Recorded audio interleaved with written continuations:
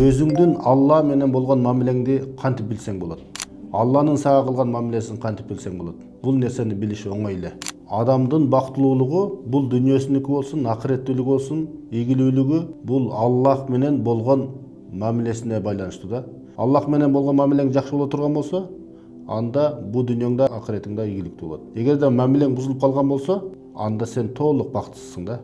Эми Алла менен болгон мамилени кандай экенин оңой эле билип алса болот экен да. Бул эң биринчи сенин окуган намазыңдан билинет. Эгерде сен намаз окубай жүргөн болсоң, же окусаң дагы намазыңда суздук болсо, жалкоолук болсо, хушу-хузу жок болсо, көңүл бурбай окусаң, намазда жалкоолук болсо, сенин Алла менен болгон мамилеңдин начарлыгы. Ошондой эле зикириңди кара. Эртели кеч Алланы эстеп жатасыңбы, же эстебей жатасыңбы? Качан зикир кылып жатканда жүрөгүңдө тынччылык пайда болуп атабы же жокпу? Же зикириң такыр эле жоголуп кеткенби?